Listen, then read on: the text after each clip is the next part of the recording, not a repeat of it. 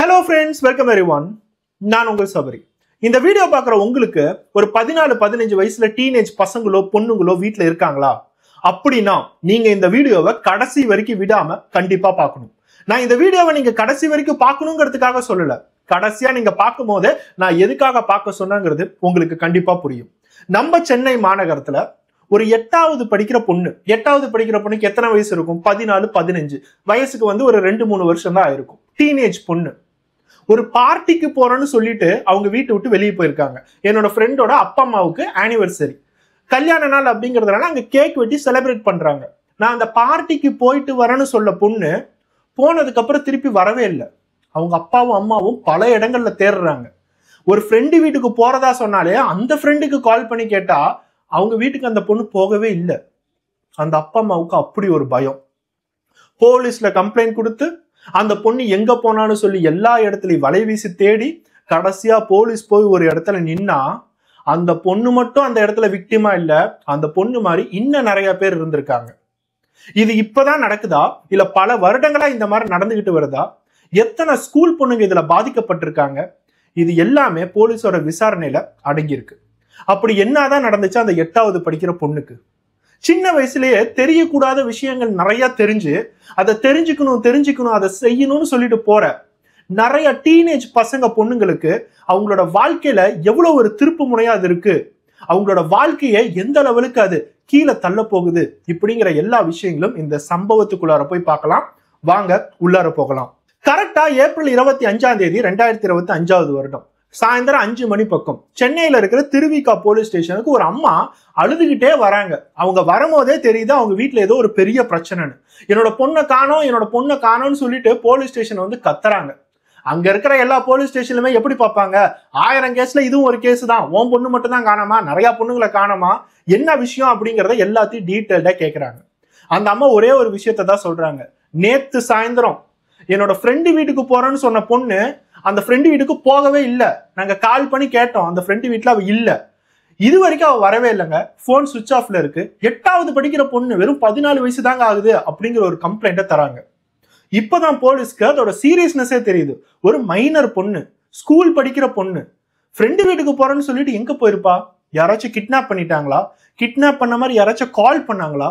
இந்த மாதிரி எல்லாத்தையுமே விசாரிக்கிறாங்க. அந்த அப்பா அம்மாவை ரொம்ப பிளாங்கா இருக்காங்க. என் பொண்ணு போனா அவ கையில மொபைல் இருக்கு, இப்ப சுவிட்ச் ஆஃபா இருக்கு, இது வரைக்கும் கிட்னாப் பண்ணிட்டாங்கன்னு சொல்லி யாரும் கால்லாம் பண்ணல. யாரா கால் பண்ணாவது அந்த பொண்ணு எங்க இருக்காங்கிறத நம்ம தெரிஞ்சுக்கலாம். ஆனா இது வரைக்கும் அந்த பொண்ணு எங்க இருக்காங்கிற ஒரு ஐடியாவுமே இல்ல. போலீஸோட என்கொயரியில அடுத்த ஸ்டெப்பா அந்த அப்பா அம்மா கிட்ட எல்லா இன்ஃபர்மேஷனுமே வாங்குறாங்க. பெரம்பூர்ல இருக்கிற ஒரு மெட்ரிகுலேஷன் ஸ்கூல், பிரைவேட் ஸ்கூல்ல தான் அந்த 8வது படிக்கிற பொண்ணு படிச்சுட்டு இருக்காங்க. அவங்களுக்குன்னு சொல்லிட்டு சில ஃப்ரெண்ட்ஸ் சர்க்கிள் இருக்கு. அதெல்லாம் யாரெல்லாம் அந்த ஃப்ரெண்ட்ஸ்ன்னு சொல்லிட்டு இந்த அப்பா அம்மாவுக்கு நல்லாவே தெரியும். பொண்ணோட கையில மொபைல் கொடுத்துருக்காங்க. அப்பப்ப மொபைல் தேவையில்லை அப்படின்னா வாங்கி வச்சுக்குவாங்க. அந்த மொபைல் யூஸ் பண்றதுக்கு ஒரு லிமிட்டடான டைம் கொடுத்துருக்காங்க. என்னோட பொண்ணு ரொம்ப நல்ல பொண்ணுங்க, கீழே குமிஞ்ச தலையை நிமிர மாட்டா, எல்லாத்துக்கிட்டும் ஃப்ரெண்ட்லியா இருப்பா, ஆனா எந்த கெட்ட பழக்கத்துக்கும் போகவே மாட்டாங்க, பசங்க எல்லாம் பேசவே மாட்டா, இந்த மாதிரி எல்லா சர்டிபிகேட்டையுமே கொடுத்தாங்க. போலீஸ் இதை எல்லாத்தையுமே விசாரிச்சதுக்கு அப்புறம் அடுத்ததா அவங்க ஸ்கூலுக்கு தான் போறாங்க. அந்த ஸ்கூலுக்கு போய் அவங்களோட ஃப்ரெண்ட் சர்க்கிள்லாம் யாராச்சும் சந்தேகப்படுற மாதிரி இருக்காங்களா, யார் யாருக்கெல்லாம் நீங்க கால் பண்ணி யார் யாரெல்லாம் நீங்க விசாரிச்சீங்க, இந்த மாதிரி எல்லா விஷயங்களுமே கேட்கறாங்க. கடைசியா உங்க பொண்ணு வீட்டை விட்டு வெளியே போகும்போது என்ன சொன்னா அதை கொஞ்சம் கிளாரிட்டியா சொல்லுங்கன்னு சொல்லும் போதுதான் அந்த பொண்ணு அவங்க அம்மா கிட்ட, என்னோட ஃப்ரெண்டோட அப்பா அம்மாவுக்கு கல்யாண நாள், அவளோட வீட்டுக்கு தான் நான் போறேன், வீட்லயே ஒரு பார்ட்டி மாதிரி வச்சிருக்காங்க, போவோம், கேக் வெட்டுவோம், நைட்டு டின்னர் சாப்பிடுவோம், திருப்பி நான் கரெக்டான டைமுக்கு வீட்டுக்கு வந்துருவேன். ஒருவேளை பார்ட்டி டிலே ஆயிடுச்சு அப்படின்னா நான் என் ஃப்ரெண்டு வீட்லயே தூங்கி எழுந்திரிச்சுட்டு அடுத்த நாள் காலையில வரேன். ஏன்னா நைட்டு நான் வந்தேன் அப்படின்னா நிறைய சேஃப்டி இஷ்யூஸ்லாம் இருக்கு, ஃப்ரெண்டோட அப்பா வேற என்னை டிராப் பண்ணணும், இல்ல நீங்க வேற அந்த இடத்துல என்னை பிக்கப் பண்ணணும், இது எதுவுமே வேணாம், முக்கால்வாசி நான் வீட்டுக்கு வந்துருவேன், இல்ல அப்படின்னா நாளைக்கு காலையில வந்துடுறேன், இப்படிங்கிறத கிளியரா சொல்லிட்டு அவங்க கிளம்பிட்டாங்க. அந்த ஃப்ரெண்டோட வீடு எங்க இருக்கு, அந்த ஃப்ரெண்டோட பேர் என்ன, இது எல்லாமே அந்த அப்பா அம்மாவுக்கு நல்லாவே தெரியும். பொண்ணு மேல இருக்கிற நம்பிக்கையில அவங்களும் போய் என்ஜாய் பண்ணிட்டுவான்னு சொல்லி விட்டுட்டாங்க. இப்ப அடுத்தது இந்த விஷயத்த கேட்டதுக்கு அப்புறம் போலீஸ் ஸ்ட்ரெயிட்டா அந்த பொண்ணோட ஃப்ரெண்டு வீட்டுக்கு போறாங்க. எந்த அப்பா அம்மாவுக்கு இந்த இடத்துல ஆனிவர்சரின்னு சொல்லிட்டு அந்த அப்பா அம்மா கிட்டே போய் விசாரிக்கிறாங்க. ஏன்னா போலீஸ்க்கு அந்த அப்பா அம்மா மேலேயும் ஒரு டவுட்டா இருக்கு, அவங்க கூட இந்த பொண்ணை கடத்தி வச்சிருக்கலாம்ல, யாரையுமே நம்ப முடியாது. அந்த அப்பா அம்மா கிட்ட கேட்கும் போது போலீஸ்க்கு இன்னொரு ஷாக். அவங்க என்ன சொல்றாங்க, அந்த பொண்ணு எங்க வீட்டுக்கு வரவே இல்லைங்க. அது மட்டும் இல்லாம எங்க பொண்ணே எங்களோட வீட்டுல இல்ல அப்படிங்கிற ஒரு குண்டை தூக்கி போடுறாங்க. உங்களோட பொண்ணு உங்களோட வீட்டுல இல்ல அப்படின்னா எங்கெங்க போயிட்டாங்க இப்படிங்கறத கேட்கும் போதுதான் அந்த பொண்ணு இந்த பொண்ணோட பேரை சொல்லிட்டு அதுவும் வீட்டை விட்டு ஓடிடுச்சு. இவங்க 2 பேருமே என்ன பண்ணிருக்காங்க, அப்பா அம்மா கிட்ட போய் சொல்றதுக்கு அவங்க பேரை சொல்லிட்டு, ஒரு பொண்ணு என்னன்னா இன்னொரு பொண்ணோட அப்பா அம்மாவுக்கு கல்யாண நாள்னு சொல்லிட்டு பார்ட்டின்னு போயிட்டாங்க. அந்த பொண்ணு என்ன பண்ணிருக்கு, என்னோட ஃப்ரெண்டுக்கு பர்த்டே அதோட பார்ட்டிக்கு போறேன்னு சொல்லிட்டு அவங்களும் போய் சொல்லிட்டு அப்படியே மறைஞ்சு போயிட்டாங்க. இவங்க 2 பேருமே ஏப்ரல் 24 சாயந்தர டைம் தான் வீட்டை விட்டு போயிருக்காங்க. அதுக்கு அடுத்ததா அந்த அப்பா அம்மா இன்னொரு இன்ஃபர்மேஷனும் தராங்க. அன்னைக்கு ஏப்ரல் 25 காலையில என் பொண்ணுக்கு நான் போன் பண்ணாங்க, நைட்டே நீ வரேன்னு சொன்னியே, ஏன் இது வரைக்கும் வரல அப்படின்னு கால் பண்ணதுக்கு, அப்பா நான் பெரம்பூர்ல தான்ப்பா இருக்கேன், நான் சீக்கிரமா வீட்டுக்கு வந்துடுறேன், நீங்க போனை வைங்கன்னு சொல்லிட்டு போனை சுவிட்ச் ஆஃப் பண்ணிட்டா. நாங்க சாயந்தரம் வரைக்கும் வெயிட் பண்ணிட்டு இருக்கோம், அவ வருவான்னு சொல்லி நினைச்சா நீங்க எல்லாம் போலீஸ் எல்லாமே வரும்போது எங்களுக்கும் பயமா இருக்கு, எங்களோட பொண்ணு எங்க அப்படின்னு சொல்லிட்டு அவங்க போலீஸ்ட கேக்குறாங்க. சோ இப்போ ஒரு பொண்ணு 14 வயசு பொண்ணு மிஸ் ஆயிட்டாங்கன்னு பார்த்தா இன்னொரு பொண்ணு, அந்த பொண்ணுக்கும் 14 வயசு தான், அவங்களும் வீட்டை விட்டு தொலைஞ்சிட்டாங்க. இவங்க 2 பேரும் எங்க போயிருக்காங்க அப்படிங்கிற ஒரு ஐடியாவுமே இல்ல. போலீஸ்க்கு இதோட சீரியஸ்னஸ் என்னங்கிறது இன்னும் புரிய ஆரம்பிக்குது. இது எத்தனை பொண்ணுங்கள்ல போய் முடியும், எங்க இவங்கெல்லாம் போயிருக்காங்க, விருப்பப்பட்டு போனாங்களா, யாராச்சும் கிட்னாப் பண்ணிட்டு போனாங்களா, இந்த மாதிரி எந்த விஷயங்களுமே அவங்களால யோசிக்க கூட முடியல. அப்பா அம்மாவை ஹேண்டில் பண்றதுக்கு ரொம்ப கஷ்டமா இருக்கு. கொஞ்சம் யோசிச்சு பாருங்க, உங்க வீட்டுல இருக்கிற ஒரு 8வது படிக்கிற பொண்ணு திடீர்னு ஆள் அடையாளம் இல்லாம அப்படியே மறைஞ்சு போயிட்டாங்க.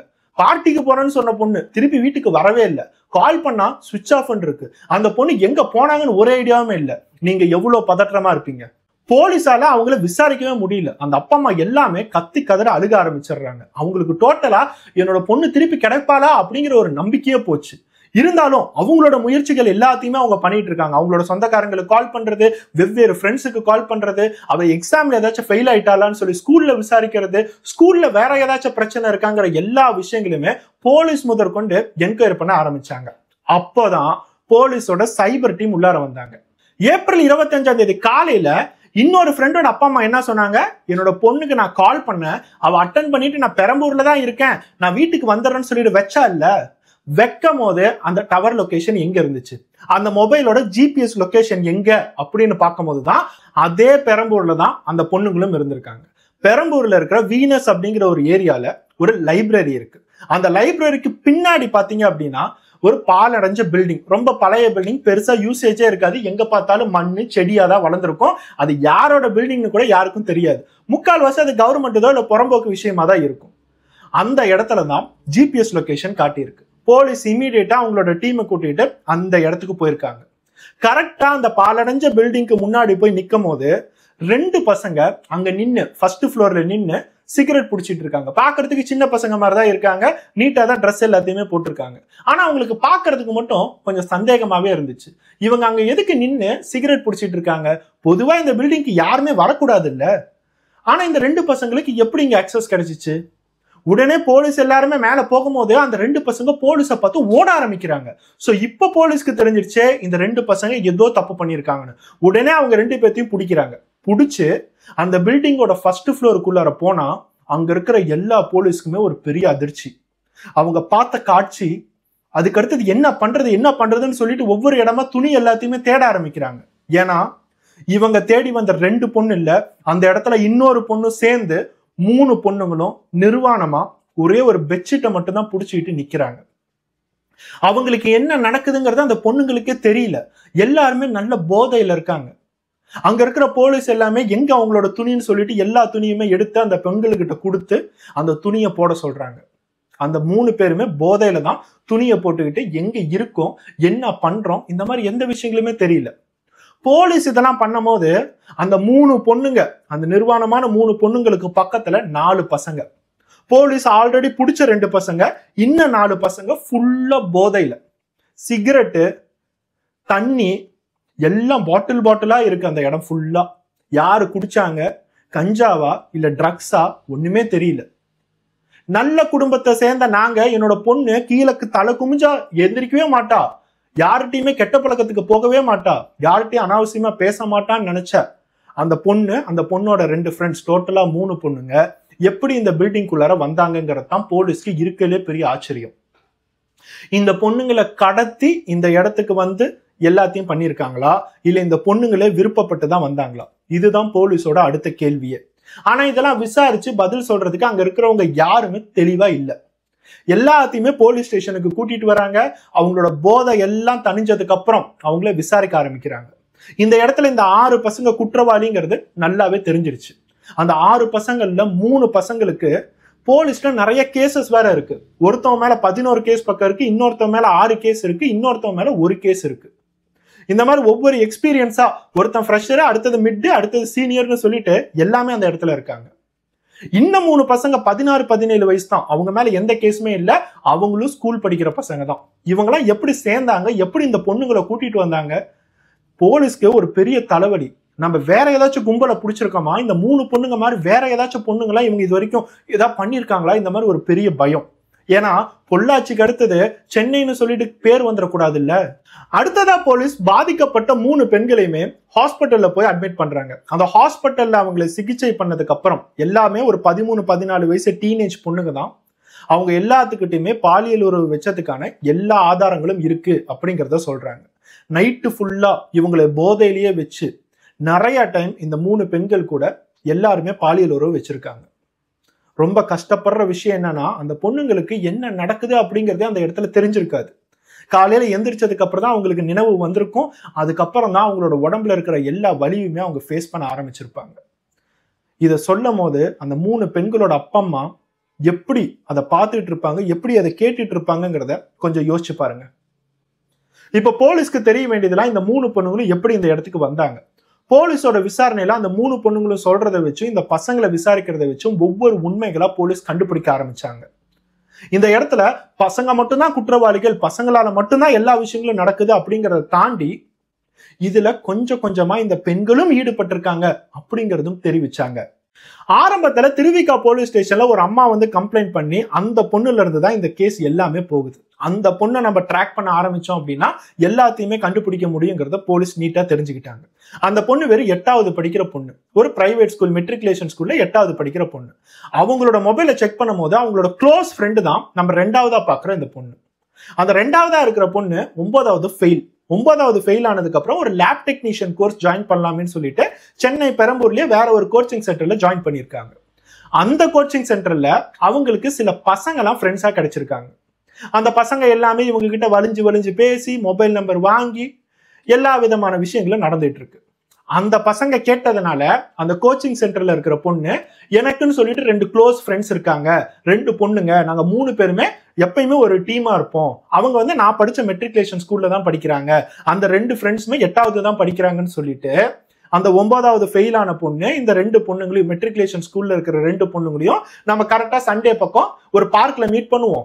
என்னோட மியூச்சுவல் ஃப்ரெண்ட்ஸ்லாம் சில பசங்களாம் இருக்காங்க, சூப்பரா பேசுறாங்க, ரொம்ப நல்ல பசங்க இப்படின்னு எல்லாம் பேசி எல்லாருமே கெட் டுகெதர் மாதிரி அந்த பார்க்ல போய் மீட் பண்ணியிருக்காங்க. இந்த ஸ்கூல் படிக்கிற 2 பொண்ணுங்களாகட்டும், அந்த கோச்சிங் சென்டர்ல இருக்கிற ஒரு பொண்ணாகட்டும், 3 பொண்ணுங்களையுமே டார்கெட் பண்ணி 3 பசங்க அந்த பார்க்குக்கு வந்திருக்காங்க.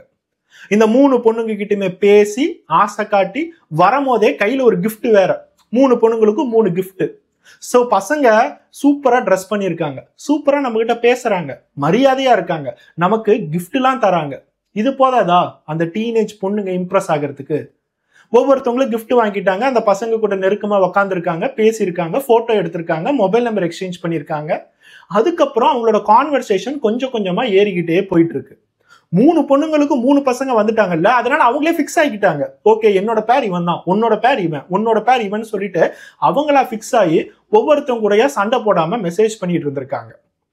அப்பா அம்மா இந்த 3 பொண்ணுங்களுக்கும் லிமிட்டடா தான் மொபைல் கொடுத்துருக்காங்க. மொபைல் இருக்கு, அது எதுக்குன்னா உனக்கு பாதுகாப்புக்கு. ஆனா நீ அந்த மொபைலால கெட்டு போயிடக்கூடாதுங்கிறதுல அப்பா அம்மா எவ்வளவுதான் கண்டிப்பா இருந்தாலும் இந்த 3 பசங்க இந்த 3 பொண்ணுங்களுக்கும் மொபைல் போன் வேற கிஃப்டா தந்திருக்காங்க.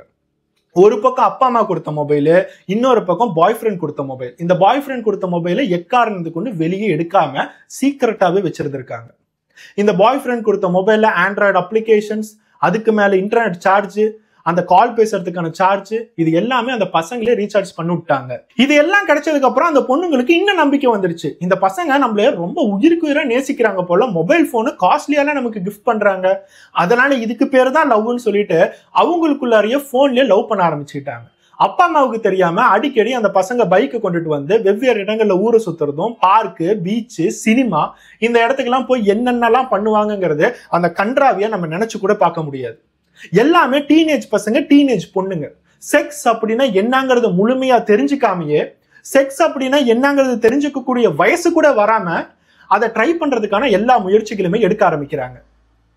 அந்த பொண்ணுங்களோட மொபைல் எடுத்து பார்க்கும் போது இந்த பசங்க மொபைல் கொடுத்ததுல இருந்து ஆரம்பத்துல இருந்து பான் மூவிஸ், நிறைய பான் வீடியோஸ், ரொமான்டிக்கான வீடியோஸ், இது எல்லாத்தையுமே சென்ட் பண்ணி அந்த பொண்ணுங்களை கொஞ்சம் கொஞ்சமா போனோகிராஃபிக்கு எஜுகேட் பண்ண மாதிரி தெரியுது. இது எல்லாத்தையுமே கொஞ்சம் கொஞ்சமா அந்த பொண்ணுங்க பார்க்க இது மேல ஆசைகள் வர ஆரம்பிக்குது. சரி, இதுக்கு பேர் தான் லவ்னு சொல்லிட்டு அவங்களுக்கு தோண ஆரம்பிக்குது. இது எல்லாம் பசங்க கொஞ்சம் கொஞ்சமா டார்கெட் பண்ணி அனுப்பிச்சுடுறது எதுக்கு அப்படின்னா ஃபைனல் கிளைமேக்ஸ்க்காக. அந்த கிளைமேக்ஸ் வேற எதுவும் இல்ல, இப்ப நம்ம பார்த்த அந்த பாலடைஞ்ச பில்டிங். இந்த பொண்ணுங்களுக்கு நம்ம வீடியோஸ் எல்லாத்தையும் அனுப்பிச்சு விட்டுட்டோம், அவங்களுக்கு ஒரு நம்பிக்கையை கொண்டுட்டு வந்துட்டோம், அவங்கள நம்ம கூட தைரியமா சுத்த வச்சுட்டோம். இனிமேட்டு அவங்கள ஒரே ஒரு நாள் ஸ்டே பண்ண வச்சா போதும். இவங்களுக்குலாம் வெறும் 14-15 வயசு தான். வீட்டுல என்ன வேணாலும் பொய் சொல்லிட்டு வெளியே வர முடியும். இவங்கள பொய் சொல்ல சொன்னா இவங்களும் தாராளமா பொய் சொல்லுவாங்க. அதனால இந்த 3 பசங்களும் நம்ம ஒரு பார்ட்டி பண்ணுவோம். இது வரைக்கும் நம்ம அதை பண்ணதே இல்லைல்ல. இது வரைக்கும் நம்ம என்ன பண்ணியிருக்கோம், வீடியோஸ் பார்த்துருக்கோம், ரொமான்ஸ் பண்ணியிருக்கோம், வெவ்வேறு இடங்கள்ல போய் ரொமான்டிக்கா இருந்திருக்கோம், போட்டோஸ் எடுத்திருக்கோம். பார்ட்டி பண்ணலாமா? நம்ம சென்னையில இருக்கோம். பார்ட்டி தான் இந்த உலகத்திலேயே ரொம்ப சந்தோஷமான விஷயம். சரக்கு இது வரைக்கும் நீங்க அடிச்சிருக்கீங்களா? அந்த சரக்கு அடிச்சீங்கன்னா அதோட விஷயமே டோட்டலா வேற. இந்த மாதிரி பேசி அந்த 3 பொண்ணுங்களையுமே மயக்கிட்டாங்க.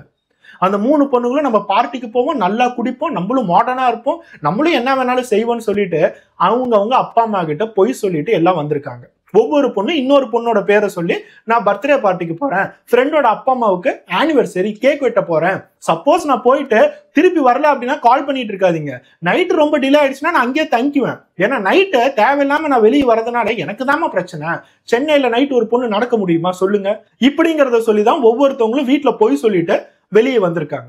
அந்த பசங்க இந்த ரோட்டை விட்டு கொஞ்சம் தூரம் வெளியே வந்ததுக்கு அப்புறம் ஆளாளுக்கு பைக்ல கூட்டிட்டு வந்து கடைசியா இந்த பாலடைஞ்ச பில்டிங்க்கு வந்திருக்காங்க.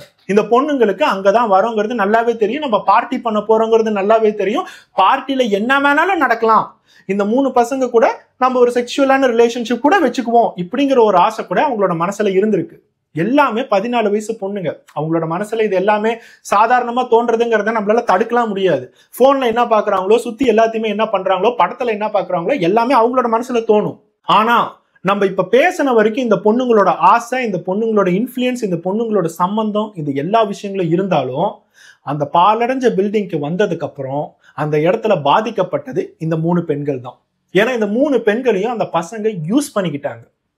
இந்த 3 பெண்களும் நம்ம என்ஜாய் பண்ணலாம் அப்படின்னு சொல்லி வந்ததுக்கு அப்புறம் 3 பேத்தையுமே நல்லா குடிக்க வச்சிருக்காங்க, குடி போதைக்கு ஆளாக்கியிருக்காங்க.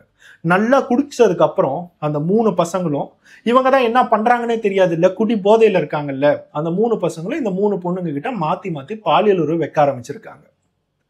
அது அந்த பொண்ணுங்களுக்கு ஒன்றும் தெரியல, நைட்டு ஃபுல் போதை, என்ன பண்றாங்க அப்படிங்கிறதே தெரியல. ஆனா அவங்களோட மனசுக்குள்ளார ஏதோ ஒன்று நம்மளை பண்றாங்க அப்படிங்கிறது அவங்களுக்கு அப்படியே தோணிக்கிட்டே இருக்கும்.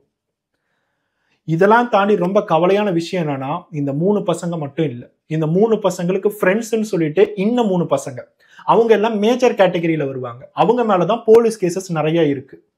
அவங்க தான் இந்த 3 பசங்க கிட்ட மோட்டிவேட் பண்ணி, உங்களுக்கு கூட படிக்கிற ஸ்கூல் ஆகட்டும், கோச்சிங் கிளாஸ் ஆகட்டும், இந்த மாதிரி பொண்ணுங்களை மோட்டிவேட் பண்ணி மொபைல் கொடுத்து அவங்களை இங்க கூட்டிட்டு வந்தீங்கன்னா நம்ம எல்லாமே சேர்ந்து என்ஜாய் பண்ணலாம்னு சொல்லிட்டு அந்த பசங்களை மோட்டிவேட் பண்ணியிருக்காங்க. ஸ்கூல் படிக்கிற பசங்களை, காசு எல்லாமே அந்த ஸ்கூல் படிக்கிற பசங்களுக்கு அப்பா அம்மா கிட்ட இருந்து வரல, இந்த மாதிரி போலீஸ் கேஸ்ல ஈடுபட்டிருக்க ரவுடின்னு சொல்லுவோம் பாத்தீங்களா, அந்த மாதிரி நாயங்க கிட்ட இருந்தா வந்திருக்கு.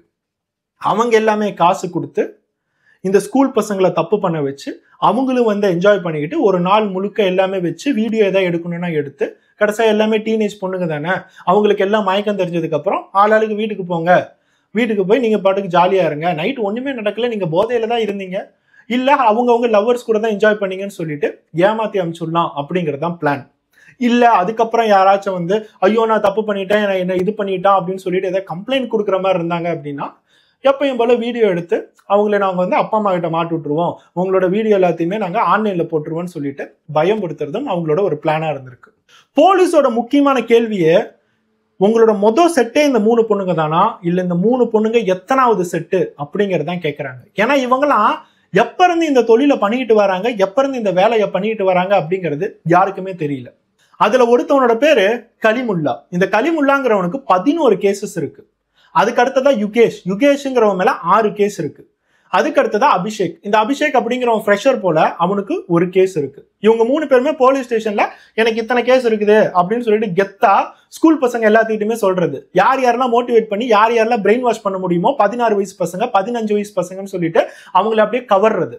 கரெக்டா சொல்ல போனா இவங்க ஒரு கம்பெனி மாதிரி தான் நடத்துறாங்க. ஓகே, ஏதாச்சும் பசங்க தேடுறாங்களா, ஏதாவது பார்க்கறதுக்கு அழகா இருக்காங்களா, அவங்களை மோட்டிவேட் பண்ண முடியுமா, ட்ரக்ஸ் கொடுக்க முடியுமா, தண்ணி வாங்கி கொடுக்க முடியுமா, சிகரெட் வாங்கி கொடுக்க முடியுமா, ஒரு 3 பசங்களை தேர்ந்தெடுத்துறாங்க. அந்த 3 பசங்க கிட்ட நீங்க பொண்ணுங்களை வளைச்சு இந்த இடத்துக்கு கூட்டிட்டு வந்தீங்க அப்படின்னா நம்ம எல்லாமே ஜாலியா இருக்கலாம். மற்றபடி போலீஸ் கேஸ்ல எதையுமே நினைக்காதீங்க. நாங்களா பாருங்க எவ்வளவு ஜாலியா இருக்கும். இவன் மேல 11 கேஸ் இருக்கு, என் மேல 6 கேஸ் இருக்கு, இவன் மேல 1 கேஸ் இருக்கு, இன்னும் நிறைய கேஸ் வரும். கேஸ் நம்ம மேல வர வர வரதான் நம்மளோட கெத்து கூடும். அந்த கெத்து இல்லாட்டி நம்மள என்ன இப்படின்னு பேசி பேசி அந்த ஸ்கூல் பசங்களை மயக்கி அவங்க அப்படியே ரெக்ரூட் பண்ற மாதிரி கணக்கு வருது. தேவையான காசு எல்லாமே பாக்கெட் மணி அந்த ஸ்கூல் பசங்களுக்கு கொடுத்து எந்தெந்த பொண்ணுங்களெல்லாம் உன்னால கவர முடியுமோ கவர்ந்து கடைசியா இந்த இடத்துக்கு நீ கொண்டுட்டு வந்த அப்படின்னா நாம என்ஜாய் பண்ணிட்டு நம்மளோட வேலையை பார்க்கலாம் இப்படின்னு சொன்னா அந்த 3 ஸ்கூல் பசங்க என்ன பண்ணுவாங்கிறத யோசிச்சு பாருங்க. இந்த வீடியோ பார்த்துட்டு இருக்க ஒவ்வொரு அப்பா அம்மாவுக்கும் நான் ஏன் இந்த வீடியோவை கடைசி வரைக்கும் உங்களை பார்க்க சொன்னேங்கிறது இப்போ உங்களுக்கு புரிஞ்சிருக்கும். இந்த இடத்துல அந்த 3 பொண்ணுங்களாகட்டும் அந்த 3 பசங்களாகட்டும் எல்லாமே ஒரு விதமான விக்டிம் தான். இந்த 3 பொண்ணுங்களும் பசங்க கொடுத்த மொபைல் எடுத்து பார்க்கக்கூடாத விஷயங்கள் எல்லாத்தையுமே பார்த்து அவங்களோட வயசுல செக்ஸ்னா என்னன்னு தெரியவே தெரியாது, இருந்தாலும் அது தப்பா தெரிஞ்சுக்கிட்டு அதை நோக்கி போயிருக்காங்க. ஆனா நம்ம ஒரு புதக்குழியில தான் விழுவ போறோம், அங்க நம்மள யூஸ் பண்ண போறாங்க, எக்ஸ்ட்ரா சில பேர் வர போறாங்க. நம்ம எல்லாத்துக்கும் முன்னாடி நிர்வாணமா அந்த இடத்துல போதையில நிக்கிறது எவ்வளவு பெரிய அவமானமான விஷயம்னு சொல்லிட்டு அவங்களுக்கு தெரியல. அதேதான் இந்த 3 பசங்களுக்கும். ஓகே, இவர்கிட்ட இருந்து நமக்கு பாக்கெட் மாதிரி நிறைய கிடைக்குது, அப்பப்ப தண்ணி ட்ரக்ஸ் எல்லாத்தையுமே வாங்கி தராரு, சிகரெட் வாங்கி தராரு, நம்ம இவரு கூட சேர்ந்தோம் அப்படின்னா இவரை மாதிரியே சூப்பரா என்ஜாய் பண்ணிக்கிட்டே இருக்கலாம், பல பொண்ணுங்களை நம்ம நீட்டா வளைச்சு போடலாம், பல பொண்ணுங்க கூட நம்ம ஜாலியா இருக்கலாம்னு சொல்லிட்டு அவங்களும் பிரெயின் வாஷ் ஆகி தப்பான ஒரு பகுதிக்கு போயிருவாங்க. இந்த மாதிரி ஒவ்வொருத்தவங்களும் பாதை மாறி போகிறதுக்கான காரணம் என்னன்னா அவங்களோட வீட்டுல கரெக்டா கொடுக்காத மோட்டிவேஷன். உங்களோட பொண்ணாகட்டும் பசங்களாகட்டும் தயவு செய்து ஒவ்வொரு நாளும் அவங்க என்ன பண்றாங்க, அவங்க எங்க போறாங்கிறத கொஞ்சம் கவனிச்சு பாருங்க. அவங்கள ரொம்ப ஸ்ட்ரிக்டா அப்படியே மானிட்டர் பண்ணிக்கிட்டே இருக்கணும், குச்சை வச்சு அடிக்கணும் இப்படிலாம் சொல்ல வரல. தினமும் பையனோ பொண்ணோ வீட்டுக்கு வந்தாங்க அப்படின்னா ஸ்கூல்ல என்னப்பா நடந்துச்சு அப்படிங்கிறத கேளுங்க, அவங்க கிட்ட ஆசையா பேசுங்க. மொபைல் பார்த்து அவங்க அழியறதை தாண்டி மொபைல்ல கிடைக்கிற அவங்களுக்கு சந்தோஷத்தை தாண்டி என்னோட அப்பா அம்மா கிட்ட டெய்லி டைம் ஸ்பெண்ட் தான் எனக்கு சந்தோஷம் அப்படிங்கிறத நினைக்க வைங்க. ஒவ்வொரு குழந்தையும் ஸ்கூல் விட்டு வீட்டுக்கு வந்ததுக்கு அப்புறம் என்னோட அப்பா அம்மா கிட்ட எப்ப நான் பேசுவேன், என்னோட அப்பா அம்மா எப்ப வந்து என்கிட்ட விளையாடுவாங்க, என்கிட்ட எப்ப ஜாலியா பேசுவாங்க அப்படிங்கிறத யோசிக்க வைங்க. இப்ப இருக்கிற நிறைய காலத்துல ஒவ்வொரு பொண்ணாகட்டும் பையனாகட்டும் ஸ்கூல் விட்டு வந்தாங்களா மொபைல் எடுத்து உக்காடுறாங்க, நைட்டு தூங்குற வரைக்கும் மொபைல்ல தான் போறாங்க. மொபைலை பார்த்துக்கிட்டு சாப்பிட்றாங்க, மொபைலை பார்த்துக்கிட்டு டிவி பார்க்குறாங்க, மொபைல் பார்த்துக்கிட்டு ஏதோ எழுதுறாங்க, கடைசியா போய் தூங்கிடுறாங்க. அப்பா அம்மா கிட்ட எப்படா பேசுறேன்னு கேட்டா அதுக்கெல்லாம் டைம் இல்லை, மொபைலை பார்க்கறதுக்கு மட்டும்தான் டைம். ஏன்னா அவங்களுக்கு அந்த மொபைல்ல கிடைக்கிற ஒரு சுகம் அவங்க அப்பா அம்மா கிட்ட பேசுறதுல எதுவும் கிடைக்கிறது இல்லை. அதுக்கு காரணம் அந்த குழந்தைங்களா இல்ல அப்பா அம்மாவா? கொஞ்சம் யோசிச்சு பாருங்க. போலீஸ் இந்த 6 பசங்களையுமே அரெஸ்ட் பண்ணி கஸ்டடியில எடுத்து விசாரிச்சதுக்கு அப்புறம் மெஜிஸ்ட்ரேட் கிட்ட போய் நிக்க வச்சிருக்காங்க. அதுல 3 பேர் மைனர். அந்த இடத்துல ரேப் செய்யப்பட்ட அந்த பெண்களும் அந்த பெண்களுக்கே சம்மதமா இருந்தாலும் அதுக்கு பேரு ரேப் தான். ஏன்னா அந்த 3 பெண்களுமே மைனர். ஹாஸ்பிட்டல்ல அந்த டாக்டர் ட்ரீட்மெண்ட் பண்ண டாக்டர் சொல்றதே ரொம்ப கஷ்டமா சொன்னார். நைட்டு ஃபுல்லா போதையிலேயே இந்த பெண்களை வச்சு நாசம் பண்ணியிருக்காங்க. வெவ்வேறு ஆட்கள் அங்க இருக்கிற 6 பேத்துல நிறைய பேரு ஒரே பொண்ணு கூட பாலியல் உறவு வச்சதுக்கான எல்லா அடையாளங்களுமே இருக்கு. அதுக்கான செமன் ட்ரேசஸ் எல்லாத்தையுமே எடுத்திருக்காங்க. மெஜிஸ்ட்ரேட் கேட்டதெல்லாம் ஒரே ஒரு விஷயம் தான், இது போக்சோ சம்பந்தப்பட்டது, இந்த இடத்துல கேங் ரேப் ஏதாச்சும் நடந்திருக்கா இப்படிங்கிற ஒரு விஷயத்த கேட்டிருக்காரு. இவங்க எல்லாருமே சேர்ந்து ஏதோ ஒரு பொண்ணை கஷ்டப்படுத்திருக்காங்கன்னா அது கேங் ரேப்குள்ளார வரும். ஆல்ரெடி இவங்க செஞ்சதுக்கு நிறைய பிரிவுகள்ல நிறைய கம்ப்ளைண்ட் ஆக வேண்டியது இருக்கு. போலீஸ் அதுக்கான வேலைகள் எல்லாத்தையுமே பார்த்துட்டு இருக்காங்க. இது போக்சோ அப்படிங்கிறதுனால எவ்வளவு சீரியஸா இந்த சார்ஜ் ஷீட் எல்லாத்தையுமே எழுதணும், எவ்வளவு டீட்டெயிலா எழுதணுங்கிறது தெரியல. அந்த 3 பெண்களோட அடையாளம் என்னைக்குமே எங்கேயுமே சொல்லப்படாது. அவங்க கோர்ட்டுக்கு வருவாங்களா அப்படிங்கிறது கூட நமக்கு தெரியாது. ஏன்னா எல்லாமே ஆன்லைன்ல வீடியோ காலா தான் நடக்கும். இந்த 6 பசங்களோட முகங்களையும் எங்கேயும் காட்டுறதா இல்லை. ஏன்னா அதுல 3 பசங்க போக்சோ அதாவது மைனர் சேர்ந்தவங்க தான். ஸோ இவங்களுக்கெல்லாம் எப்படி கேஸ் நடத்துவாங்க, இவங்களுக்கெல்லாம் என்னென்ன தண்டனை கிடைக்கும், இந்த இடத்துல ஆல்ரெடி போலீஸ் கேஸ் வச்சிருக்க இந்த 3 பேர் தான் முக்கியமான குற்றவாளிகளா கருதுவாங்களா, இல்ல அங்க இருக்கிற 15-16 வயசு பசங்களை குற்றவாளிகளா கருதுவாங்களா, இது எல்லாமே இந்த கேஸ் கொஞ்சம் கொஞ்சமா நடக்க தான் தெரியும். இந்த வீடியோ பார்க்குற நிறைய பேத்துக்கு இந்த வீடியோ ஒரு 18+ வீடியோ, இந்த வீடியோல நிறைய கண்டென்ட் வருது, இந்த வீடியோல நிறைய விஷயங்கள் தப்பா இருக்கு அப்படின்னு தோணலாம். உங்களோட பையன்கிட்டயோ பொண்ணுகிட்டயோ இதெல்லாம் பாத்திரவே கூடாது அப்படிங்கிறது உங்களுக்கு தோணலாம். ஆனா எங்களோட சைட்ல இருந்து நாங்க சொல்றது எல்லாமே ஒன்னே ஒண்ணுதான். இந்த வீடியோவை அப்பா அம்மா எந்த லெவலுக்கு ஈக்குவலா பார்க்கணுமோ அந்த லெவலுக்கு டீனேஜர்ஸ் ஈக்குவலா பார்க்கக்கூடிய வீடியோ தான் இது. ஏன்னா இந்த இடத்துல டீனேஜர்ஸ் எப்படி அஃபெக்ட் ஆகுறாங்க, டீனேஜர்ஸோட லைஃப் எப்படி இருக்கு, நம்ம இந்த பாத்துல போனோம் அப்படின்னா கடைசியா நமக்கு எந்த மாதிரிலாம் பிரச்சனைகள் வருது, நம்ம எப்படிலாம் போய் ஒரு இடத்துல விழுகலாம், யாரெல்லாம் நம்மள எப்படிலாம் இம்ப்ரெஸ் பண்ண நினைக்கலாம், இந்த மாதிரி எல்லா விஷயங்களும் இந்த மாதிரி வீடியோஸை பார்க்கறதுனால அவங்களுக்கு ஒரு சோஷியல் அவேர்னஸா இருக்குங்கிறத நாங்க நம்புறோம். கடைசியா இந்த வீடியோ முடிக்கிறதுக்கு முன்னாடி உங்க டீனேஜர்ஸ்ட நான் ஒரே ஒரு விஷயத்த சொல்லிக்கிறேன். நீங்க மொபைல்ல பான் அப்படிங்கிற ஒரு விஷயத்த பாக்குறீங்க பாத்தீங்களா, அந்த பான் அப்படிங்கிறது நீங்க நினைக்கிற மாதிரி செக்ஸ் இல்ல. அந்த பான் அப்படிங்கிறது நம்ம நினைக்கிற மாதிரி காதல் இல்ல. அதை தயவு செய்து புரிஞ்சுக்கோங்க. அது எந்த லெவலுக்கு நம்ம அதிகமா பாக்குறோமோ அந்த லெவலுக்கு உங்களோட வாழ்க்கை பாழா போகுங்கிறத நல்லா தெரிஞ்சுக்கோங்க. அது உங்களோட திங்கிங் ஸ்டைல் எல்லாத்தையுமே மாற்றும், உங்களோட பார்வைகள் எல்லாத்தையுமே மாற்றும், உங்களோட கேரக்டரையே அது மாற்றும். ஒரு நாள் நம்ம வீட்டில் இருக்கிற பெண்கள், நம்மளோட அம்மா, நம்மளோட அக்கா எல்லாத்தையுமே வேற மாதிரி பார்க்க வைக்கும். அந்த லெவலுக்கு ரொம்ப பாய்சனஸான விஷயம் தான் அந்த பான் அப்படிங்கிறது. தயவு செய்து இதெல்லாம் செக்ஸ் எஜுகேஷன், அதை பார்க்காம எப்படி நம்ம செக்ஸை பத்தி தெரிஞ்சுக்கிறது இப்படிங்கிறத சொல்றதை மோட்டிவேட் பண்ணிக்கிட்டு அதை தயவு செய்து பார்க்காதீங்க. உண்மையான செக்ஸ் அப்படின்னா என்னங்கிறத தெரிஞ்சுக்கிறதுக்கு உங்களுக்கு கரெக்டான வயசுல கரெக்டாக எஜுகேட் பண்ணுவாங்க. அதுக்குன்னு சொல்லிட்டு உங்களுக்கு உங்க அப்பா அம்மாவே இருக்காங்க. இது எல்லாத்தையுமே தாண்டி நான் பார்த்துதான் அவன் அது எனக்கு பிடிச்சிருக்கு, அதனால என்ன யாரையுமே நான் ஹர்ட் பண்றது இல்லை. அவங்களும் ஆக்டர் அண்ட் ஆக்ட்ரஸ், எப்படி நம்ம சினிமாவை பார்க்குறோமோ அந்த மாதிரி அவங்களோட திறமையை காட்டுறாங்க, அதை பார்க்கணும்னு நீங்க நினைச்சீங்கன்னா உங்களோட வாழ்க்கையில கடைசியா உங்களுக்குன்னு சொல்லிட்டு ஒரு சோல்மேட் வருவாங்க. ஒரு பையனோ ஒரு பொண்ணோ வருவாங்க. லவ்வரா கூட இருக்கலாம், இல்லை மனைவியா கூட இருக்கலாம். அவங்க சத்தியமா சந்தோஷமா இருக்க மாட்டாங்கிறத நான் சொல்லிக்கிறேன். நெக்ஸ்ட் ஒரு வீடியோட பார்ப்போம். பை.